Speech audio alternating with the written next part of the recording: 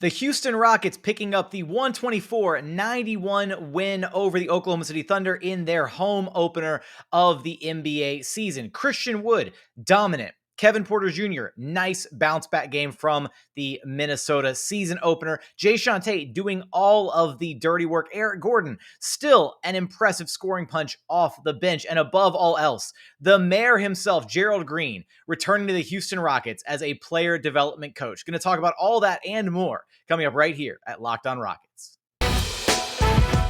It's the Locked On Podcast Network, your team every day. This is Mission Control, Houston. Ignition sequence start. With the second pick in the 2021 NBA Draft, the Houston Rockets select Jalen Green. T-minus 15 seconds. Guidance is internal. I'm going to keep working. I'm going to keep getting better every day. I'm going to keep perfecting my craft. And every time I step on that floor, I'm coming. 6, 5, 4, 3, 2, 1.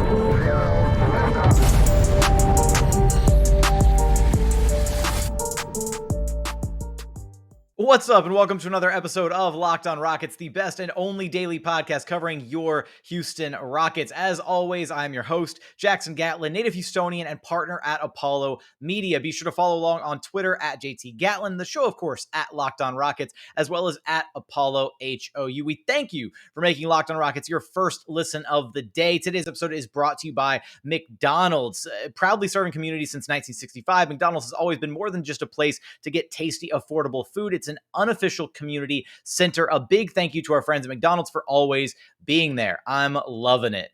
Now, how could I not do an episode, a Saturday podcast, talking about a big slate of news, a big win on Friday night, the Rockets season, or not season opener, home opener, I should say, as well as the news coming out that Gerald Green retiring from the game of basketball, but joining the Houston Rockets as a player development coach. So much to talk about. I want to talk about the game first and foremost, get to the Gerald Green stuff a little bit later. Really exciting news to have a fan favorite and native Houstonian back with the organization in Gerald Green. Very exciting stuff. We'll talk about that a little bit more later.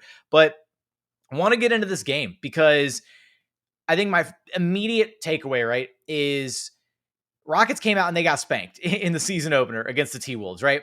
Timberwolves, they manhandled the Rockets. It was an end-to-end blowout for much of the game until the CPR squad came back in and made a little bit of a run for it. They responded in this game. And I think these are going to be some of the games that we see as the season progresses where they're going to have some bad losses. They're going to have some games where they absolutely struggle. It's how this group of guys responds to those games. And it doesn't always mean that they're going to respond and get a blowout win after a blowout loss. That's not how the response is always going to play out. It worked out this way in this game, thankfully. But it's seeing if they can correct the mistakes from the previous game, watching the game-by-game adjustments, seeing the players grow on a game-by-game basis. And we saw that in droves in this game. So much, like the defense was worlds different from the Minnesota Timberwolves game to this game against the Thunder. Now, I will say, like you take it with a little bit of a grain of salt because you're going from the Timberwolves, which is maybe like a mid-tier opponent, to the Thunder, which are kind of a, cellar dweller like the Houston Rockets this season. So the quality of opponent is drastically different. So you do have to take it with a grain of salt, but the effort level was absolutely there. Like just from the jump, you could tell that this Rockets team was more engaged. They were moving harder defensively. They were bought in, and they brought the right energy. That was a key word that Steven Silas mentioned, that KPJ mentioned, Christian Wood mentioned in postgame, was bringing the right energy, the right mindset from the jump, rather than not starting with the right energy, right mindset, and you dig yourself a 15, 20-point deficit. And then you try to change it up and you come out at halftime and you're like, okay, we got our heads on right. We're playing the right brand of basketball. We're making the right rotations, all that stuff. By then it's too late, right? You've already dug yourself into a hole. So they came out, they were making the right rotate. Their defensive rotations look crisp. They had the right weak side help come over. There's so many good things that I could say about this game. I have very few issues with how they played this game overall. I think overall they had a really stellar performance against an equal opponent, right? If you put the Rockets and the Thunder on the same, if you put the Rockets on the same playing field as another lower level team in the NBA, they're going to look pretty good because there's a lot of talent on this roster. They absolutely executed. And the player of the game for me, I mean, really there could be a number of guys that you think are the player of the game, right? It could be Christian Wood, could be Jae'Sean Tate, could be Kevin Porter Jr., could be Eric Gordon, who dropped in 22 points off the bench in this one. Who is your player of the game, right? I want to know if you have a player of the game. I think it's Christian Wood. I'm going to anoint Christian Wood the Locked On Rockets player of the game, but I want to know who your player of the game is. Let me know in the YouTube comments. Let me know in the review section on Apple Podcasts. Just do the YouTube comments. Those are easier. They're easier for me to find. Let me know who you think the player of the game was, because realistically, it could be, you could make an argument for any four of those guys who all impacted the game in such different ways. But I want to talk about Christian Wood here for a moment, because I think his impact in this one, both offensively and defensively, was a really big part of how the Rockets were able to find so much success. So starting with the defensive side of things, we're starting to see him kind of get back into a little bit of that rhythm that he was in pre-ankle injury Christian Wood last season, where he was really finding himself as a defender, where he was hitting his stride, where he was finding his spots as a weak side shot blocker, as a rim protector. And in this one, he came away. Now, I will preface to say that the box score has changed like a million times since I looked at it post game, and it felt like it was changing like every 17 minutes after the game had concluded. But as of right now, upon this recording, Christian Wood is credited with 3 blocks. He was a great rim deterrent in this game, and that's a big part of the rotations, right? Is, having the low man rotate over from the weak side when the defender on the perimeter gets beat. So if KPJ or Jalen Green or Eric Gordon is out there on the perimeter and they get beat, then Christian, as the 4, is able to rotate over from the weak side and be that rim deterrent, be that weak side shot blocker. And we really saw him contest a great deal of shots in this game. The rotations were really crisp, not just from Christian Wood, but from other guys, right? Just kind of playing the passing lanes, really making life difficult for the Thunder to get anything of ease. And then offensively, we saw him really kind of approach the game from so many different angles. We didn't just see Christian Wood on the perimeter, isolating and driving the ball in to the paint. We saw him with a little bit of face up in the mid range, where he's able to get to his triple threat and use his explosive first step to take defenders off the dribble. We saw him finish a really beautiful alley-oop lob from Alperen Sengun, which was such a great read by Sengun. Got the and one on that. We saw him hit a number of 3-pointers in this game, was 4 of 6 from behind the 3-point arc. All of this entire offensive repertoire on the way to 31 points, 14 rebounds, had an assist, had a steal, had the 3 blocks on 13 of 19 shooting. A dominant performance by Christian Wood. And maybe he just needed to knock a little bit of the rust off, right? Came into training camp a little bit rusty, looked a little rusty against the T-Wolves. Maybe you attribute it to the fact that the Thunder don't necessarily have the right personnel to slow down Christian Wood, but this is the Christian Wood that we were accustomed to seeing in a lot of games last year. This is the Christian Wood that was vying for, a potential All-NBA selection nod, or vying for most improved. This is the Christian Wood that can easily be one of the best players on a championship caliber team. Now, can he replicate this production against better quality opponents? I think he can. He's got all the tools and all the talent in the world to do this on a consistent basis. Again, it's about coming in with the right mentality and getting to the right spots and finding ways for him to be effective. And one of the things that he said post-game was he wanted to run, more pick and roll with Kevin Porter Jr., said that he thinks he got away from that, or that they got away from that a little bit. And that was a great thing to hear, right? Because we saw him run a little bit of pick and roll in this game. We saw him, run some pick and roll with Jalen Green and create some really good opportunities. And I really think that the gravity that Christian is able to generate in pick and roll with either KPJ or Jalen Green, or anybody else for that matter, but mainly those two, the gravity that he's able to generate with his threat to be to roll hard to the rim, or to even pick and pop, as well as the gravity that is pulled from KPJ and Jalen Green and their threat to score the ball, it sucks in the defense and it creates so many opportunities for the other three guys on the court that they don't have to spam pick and roll all game. They can be a little creative. They can allow him multiple different looks offensively. And that's what I think they did a really great job of in this game, was allowing, there were opportunities where Christian just, walked the ball up himself. There were little, not quite full-blown dribble handoff sets, but they had the one where Jae'Sean Tate kind of walked the ball up and dropped it off for Christian Wood, and then he kind of walked it over to the corner and drilled a step back three. There were so many different ways that Christian scored in this game, and I think that's what's important, is allowing him to be versatile in his offensive repertoire so that the defense can't ever just hone in on exactly what he's trying to do. And it felt like in the preseason, he was just repeatedly doing that same old, okay, it's out on the perimeter with Christian, pump fake the three, drive it in, and that was it. There wasn't really a whole lot of versatility in his offensive game. I felt like throughout the preseason, this game felt like he really touched on a lot of different areas where he could be effective. And if he can do that on a nightly basis, it's going to be really hard for any team to contain Christian Wood.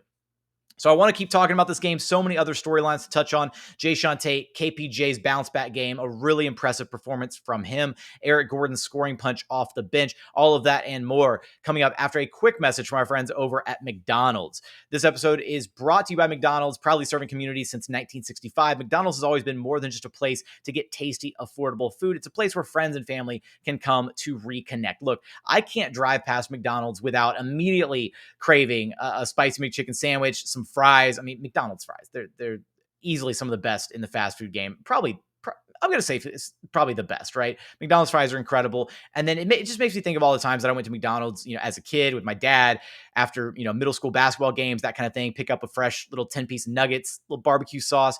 Can't go wrong with it. Everybody's got some good memories when it comes to McDonald's. It's a staple. And look, if you haven't been to a McDonald's in a minute, you got to go check it out. My go-to meal, Texas homestyle burger, right? Here in Texas, you got to go with the Texas homestyle burger. Extra mustard, extra onions, extra pickles. It is my go-to meal when I see a McDonald's, unless I'm really craving that spicy McChicken sandwich. So be sure to go check out McDonald's. Head to a local McDonald's to refuel and reconnect. I'm loving it. And continuing on here at Locked On Rockets, your daily podcast home for everything Houston Rockets basketball. Thank you for making Locked On Rockets your first listen of the day. We sincerely appreciate it. Now, let's go Jae'Sean Tate, KBJ. We're going to go Jae'Sean Tate because I really felt like the energy from the jump in this game was so drastically different, and it felt like Jae'Sean had his fingerprints all over this game early. And what I mean by that is offensively, again, he gives you some things that you don't necessarily get out of some of the other guys on the roster, the ability to really drive it into the teeth of the defense and create that way. Some of the reads, he does all the dirty work that you would expect out of a guy. And not only that, he started off the game strong, hitting his first triple, right? He got a really clean pass from KPJ. They helped off the strong side defender, which is a big no-no in NBA defenses. And Jae'Sean Tate drills the wide open three. I think this entire game really got off to a good start. And that energy that Tate brings is just infectious.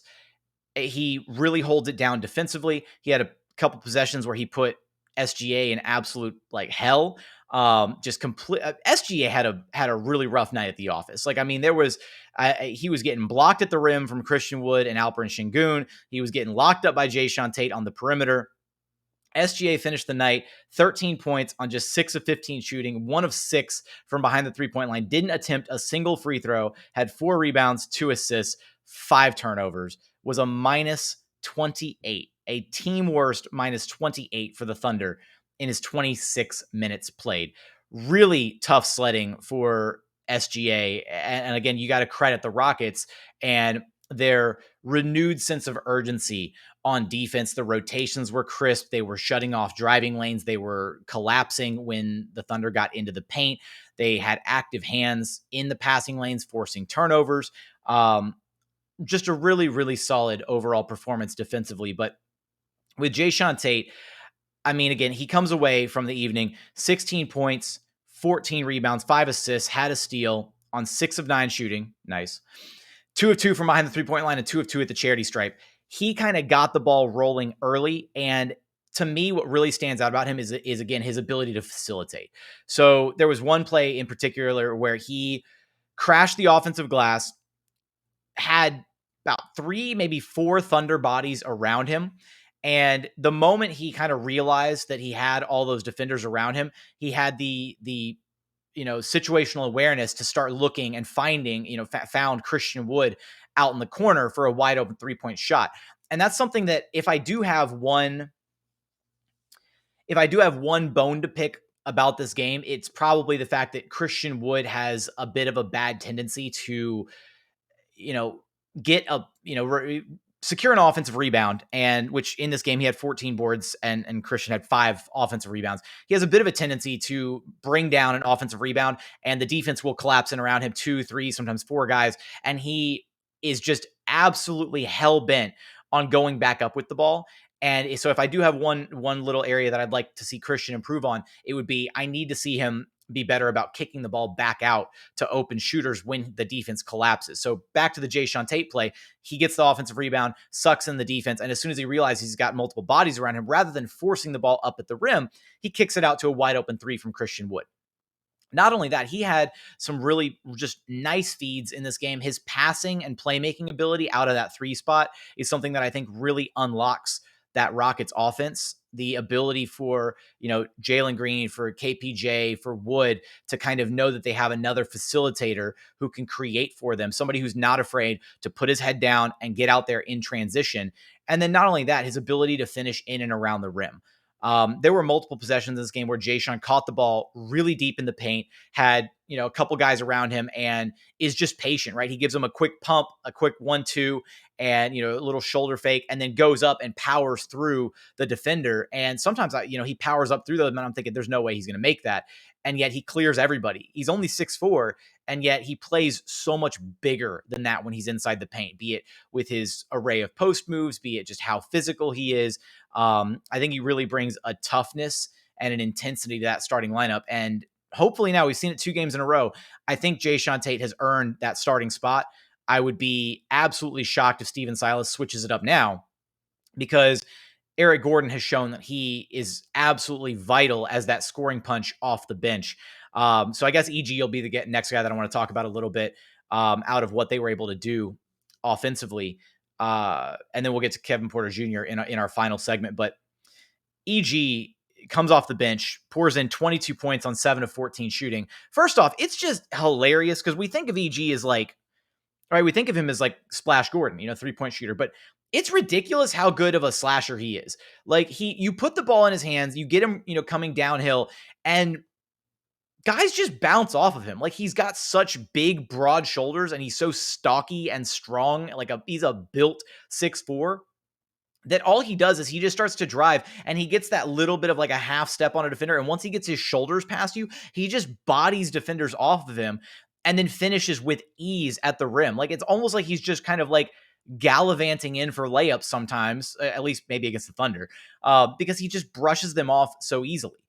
But Kevin Porter Jr. talked about, I asked Kevin Porter Jr. after the game about, how important it is, having a guy like EG, to be able to lean on. And he said, EG is so important to what we're trying to do here. If we're going to win games, EG has to go out there and score. And he comes in, he's a bucket. He just gets buckets. He comes in and he scores, right? And so he talked about that dynamic of having EG sub in for either him or sub in for Jalen. And I think that's the kind of pattern that I was expecting the season to have. And I think a lot of people were taken aback when EG started that very first preseason game. But I think they found a comfortability level with EG being the guy who can sub in for one of KPJ or Jalen Green. And that can kind of be the trio of guards that mainly occupy the backcourt alongside the spot minutes from DJ Augustine on occasion. I really like that dynamic of EG alongside one of KPJ or Jalen Green, because again, I think he provides a little bit of calming presence on the court. And we saw it for a brief stint. Didn't get a lot of minutes out of it, but I really, the lineup where we saw, we basically had the starters minus Tice plus EG for a brief stint. I think that's going to be like the closing lineup that we're going to see the next, if the Rockets ever have a close game that comes down to the wire. I think we're absolutely going to see a closing lineup of Kevin Porter Jr., Jalen Green, Jae'Sean Tate, Eric Gordon, and Christian Wood. Kind of a really uber switchable lineup. Christian Wood at the 5 spot to provide mismatches, to really get out and run a little bit. I think that's going to be a lineup that we see that is going to be really, really effective once we actually see it in kind of crunch time minutes. If the Rockets are ever actually in a crunch time game, because right now they've been on 2 different sides of 2 different blowouts.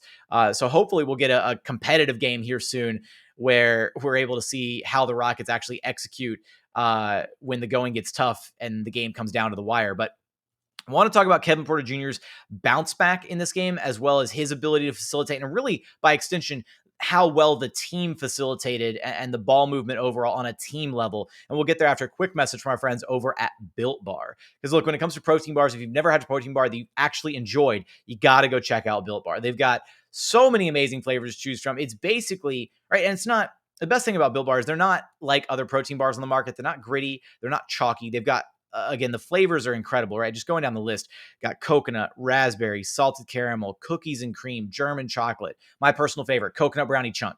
Cannot go wrong with it. It's like you take a dart and throw it at a board, and you can't go wrong with any of the flavors on their menu. It's basically like they're basically candy bars that are jam-packed with protein, because every bar is low cal, low sugar, high protein, high fiber. Great if you're on a keto diet, and you can check them out. Just visit built.com and use promo code LOCK15 to get 15% off your very next order. Again, that's promo code LOCK15 for 15% off at built.com. And final segment here at Locked On Rockets, your daily podcast home for everything Houston Rockets basketball. Now, this final segment, I want to focus on Kevin Porter Jr. because we saw this last season where KPJ had a couple, had some games where he like really struggled, and then he would come back and within a game or two would get his head right and would have a pretty solid bounce back game. So after his struggles in the season opener, not the home opener, in the season opener against the Minnesota Timberwolves on the road, I was fairly confident that he would turn things around against the Thunder, in part because the Thunder are an easier opponent than the T-Wolves, but then also that's just kind of how he has been as a Houston Rocket. Is he'll have a bad game, he'll struggle, and then he'll come back the next game or within the next couple games and have a strong outing, right? Kind of fix some of the things, fix some of the mistakes that he was making. And in this one, he absolutely turned it around, had the 9 turnovers against the T-Wolves. In this game, he finished with 18 points on 7 of 16 shooting, 4 of 8 from behind the 3-point line. Didn't make it to the charity stripe at all in this game, which is, again, a little absurd because he had a couple really nasty spills offensively after driving to the hoop. So I do think that, I would like to see him hopefully start getting the benefit of the whistle on occasion, because I'm sure that can be a little frustrating for him. Had the 3 rebounds, had 10 assists, 2 steals, 2 blocks, only 2 turnovers in this game. I think KPJ did a really good job in this game of kind of letting things come to him. And Steven Silas said post-game that he actually called much fewer plays in this one and was specifically just kind of letting the guys kind of free flow offensively. And KPJ said post-game that he feels a little bit more comfortable when things are not necessarily a set, drawn up, called out play, and he's able to just go out there and kind of just hoop. So I think that kind of plays into a little bit of the success in this game. He was more patient offensively. There were times where he was really just, one play really stands out to me where he kind of brought the ball up through transition and started probing the Thunder defense a little bit. Initially started driving in like he was going to go left, kind of pulled the ball back out, hesitated for a moment, waited to see what the defense was going to do, read the body language on his defender, and then switched it back and had a change of direction and drove it in right, and then finished with his left hand at the rim, like scooped it up and in. And it was it was a matter of, 2-3 seconds, right? Basketball is played so fast but in the moment, right, he just took a deep breath, read what the defense was doing, pulled the ball back out, hit an open seam in the defense, and then finished for an easy 2 at the rim. So it's that, and then it's making just some simple reads throughout this game, right? He had some really easy, simple reads where he just, kicks the ball out to an open shooter, where he starts to collapse the defense on a drive, where he's pushing the ball, pushing the pace in transition.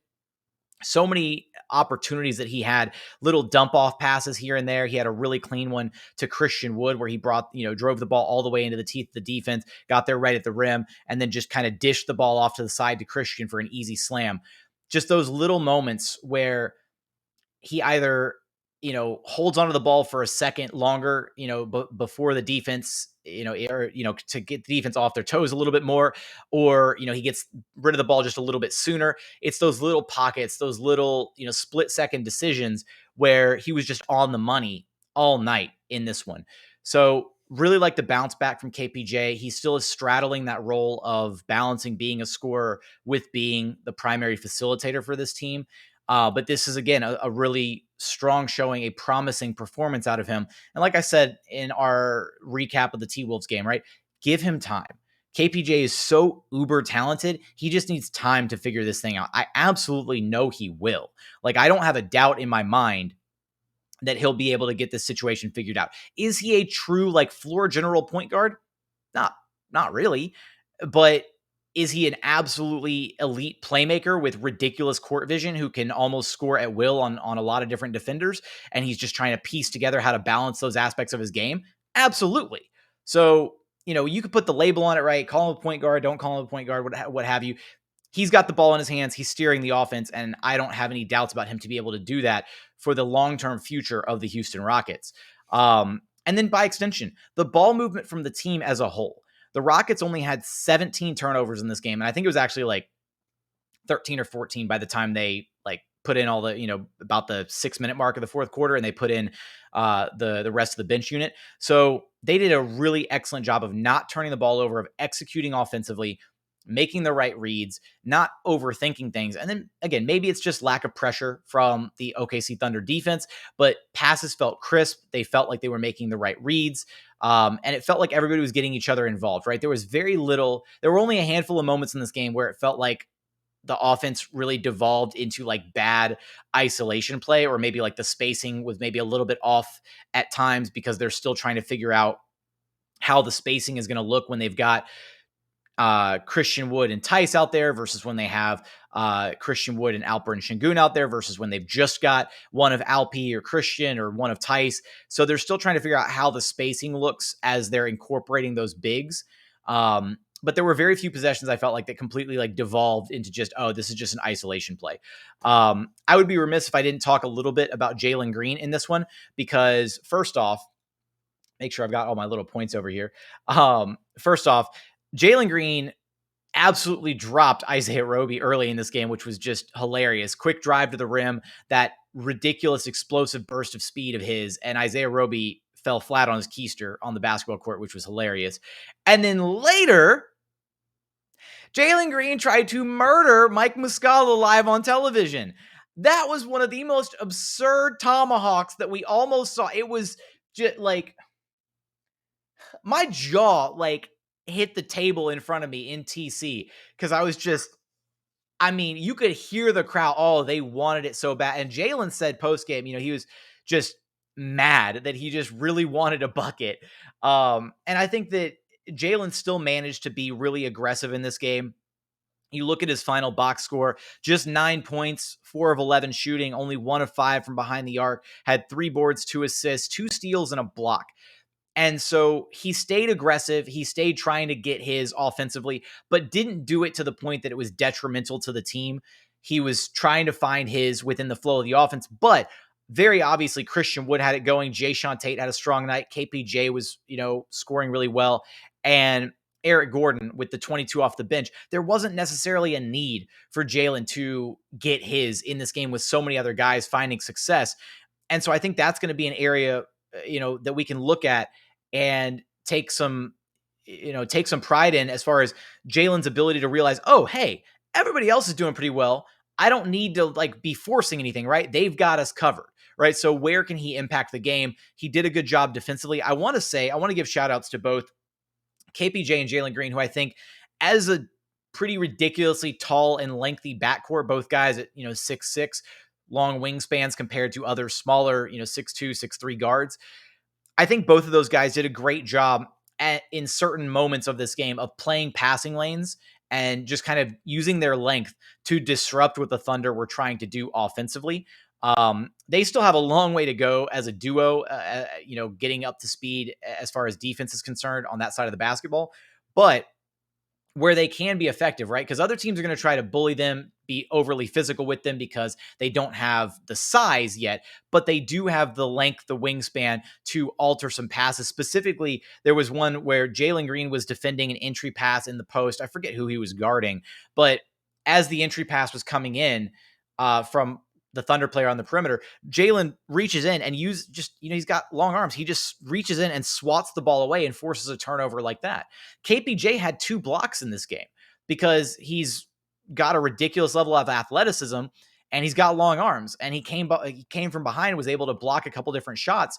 So I think there are ways that they can be effective and find ways to be solid defenders. It's just about getting, again, accustomed to that side of the basketball, having the right practices in place, and just establishing quality principles on that side. And a big part of that defense, right? And Silas talked about it post game, Wood talked about it, KPJ talked about it. Everybody was talking about just the defensive energy and that shift, the buy-in from this game. So I'm interested to see if they're able to take that motivation and take that mentality and apply it to their next game against the Boston Celtics, because that's going to be, right, they've played 2 different kind of opponents now. They've played a mid-tier opponent sort of with the Minnesota Timberwolves. They played kind of a bottom-tier opponent with the OKC Thunder, and now they're getting ready to play kind of one of the upper-tier opponents in the Boston Celtics, a really, really talented team. So it'll be interesting to see whether they stick to these same principles, right? Do they still have the right defensive rotations? Do they still have the right defensive mentality when they come out of the gate? Offensively, are they still able to execute? Are they suddenly going to go away from the things that got them the success in this game against the OKC Thunder? Hopefully not. It'll be a really great test of this team to see how they come out now 1-1 against an upper tier team in the Boston Celtics. So that kind of encapsulates my thoughts from this one. I will say Alperen Şengün had another, a quiet night, 6 points, 3 of 5 shooting, 4 rebounds, had an assist, had a steal, had a couple blocks.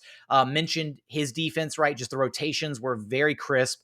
Again, SGA wasn't able to get hardly anything at all that was easy this game because the Rockets did such a great job of shutting the Thunder down pretty much at every turn. It really was like an end-to-end blowout in this game. I mean, they were up 34-21 after 1. They go up like 20-something, 21 points at halftime. It was just truly an absolute blowout start to finish. So I'm safely going to say that the Rockets rebuild is now years ahead of the OKC Thunder rebuild. I'm sure my good friend Rylan Stiles from the Locked on Thunder podcast will love that. But just a couple quick thoughts on the Rockets bringing in Gerald Green as a player development coach.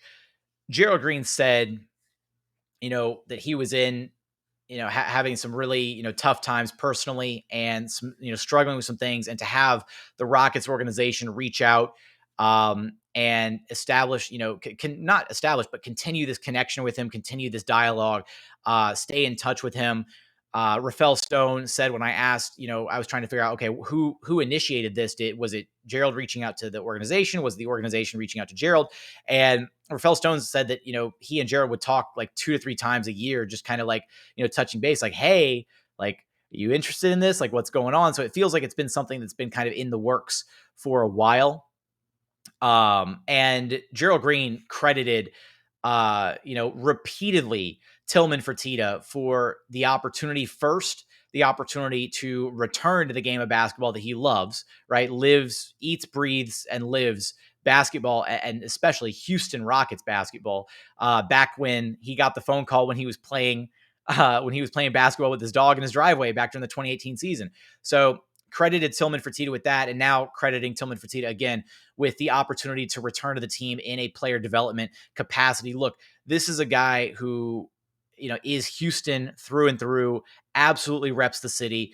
Rafael Stone couldn't stop saying nice things about Gerald, basically said, look, Gerald was a part of the best team that I was ever a part of, talking about that 2018 team that obviously brings up some bittersweet memories, but Rafael Stone said that wasn't a coincidence, right? Basketball is so much more about, cultivating the right culture, cultivating personalities, growing people, growing this young group of guys as individuals and as human beings, as young men, that it is just about the X's and O's of the game, right? And Gerald Green is clearly a guy who is so passionate about the game and has been around the game for so long, has so much wisdom to impart on these young guys. I thought it was really poignant. I can't talk. You know what? I should just end the podcast right here because I said poignant. You know what? No, it's poignant. Anyways, when Gerald said, his goal, right, when working with some of these young guys is going to be, he doesn't want their growing pains to be pains. He wants them to be lessons. And I thought that was a really, really cool quote from him. I can't wait to see what capacity he's involved with these players. It strikes me as, again, somebody who is hopefully going to be able to resonate with and connect with these players very similarly to the way that John Lucas does, right? John Lucas is well renowned in NBA circles for being one of the best in the business at getting the best out of his guys, and really cultivating a positive environment, right? Just, as far as growing an individual, not just as a basketball player, but as a person.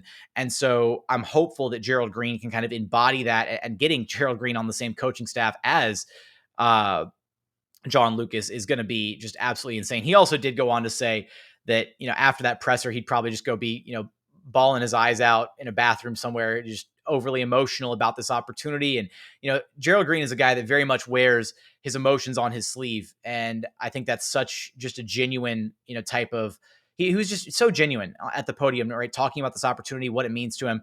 And then he jokingly said, right, I might be the only assistant coach in the league with all these tattoos. So I think as far as like tattoos per 36 goes for coaching staffs, I think the Rockets absolutely take the cake. They might still take the cake as far as tattoos per 36 in front offices, because Rafael Stone's got a little ink too. So the Rockets are just a tatted up organization. I think it's pretty cool. It makes me want to go get a tattoo. Maybe I should go do that. But anyways, really excited for this opportunity for Gerald Green to be a part of the organization. Again, absolute fan favorite. Really looking forward to this next chapter in Houston Rockets basketball. Glad to see the organization sticking to the players that have made this organization great in the past and growing and cultivating, right? They brought Matt Bullard in the front office, bringing Gerald Green into the coaching staff. Really excited to see what they continue to do because they've been making so many right moves as of late. It feels like this organization is doing all the right things at the ground floor level to create a strong foundation for a team that is going to be doing some really, really exciting things in the years to come. So with that, that's going to be it for today's episode. If you haven't done so yet, please consider subscribing to the show, Apple, Spotify, Google, brand new Odyssey app, wherever you listen to your podcast. We are free and available on all platforms. Make it your first listen of the day whenever you can. And hey, for your second listen, go check out Locked On Fantasy Basketball. Josh Lloyd is the absolute fantasy basketball guru, expert, just the number one guy that you could go to for anything fantasy basketball. Go check out his show. He is the absolute best over there. Love Josh. Go check out his show.